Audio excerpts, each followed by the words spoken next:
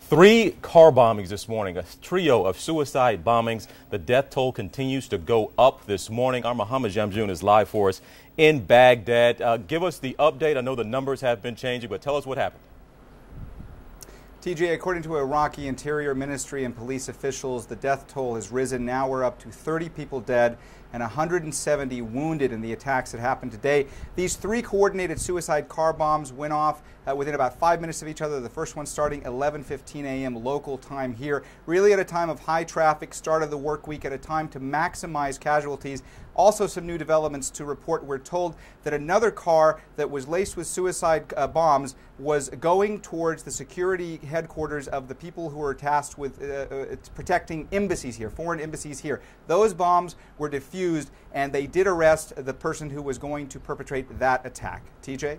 Mohammed, I know you went down to the scene of at least one of these attacks. What are you seeing at that scene, but also what are you hearing from people after these attacks?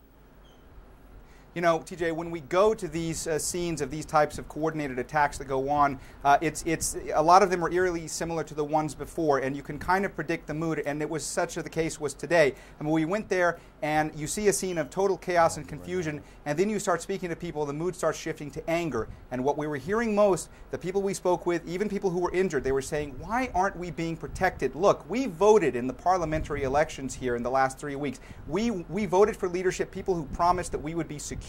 But we're seeing that even in fortified compounds like this in front of embassies, bombs are going off. People are being killed. They are saying, don't talk to us. Go and talk to Iraq's political leaders. Ask them why they can't protect us. What it boils down to, TJ, is people here, they don't just want services. They don't just want utilities. They want security. And right now, they still feel like this kind of thing could happen at any time. They feel unsafe. They want a government to protect them. TJ? And last thing here, wrap this up for me. They want a government to protect them. What is the update on the government getting it together after those parliamentary elections? They know they have to start getting together and some kind of way trying to find a way to reconcile and come together.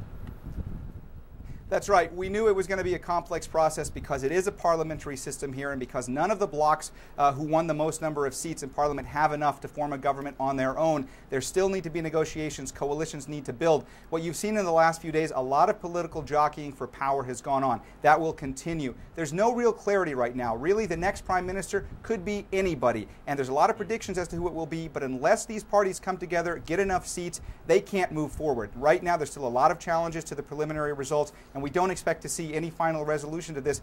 Weeks, could be even months. TJ? Goodness gracious. All right. Mohammed Jamjoon for us in Baghdad. We appreciate you this morning.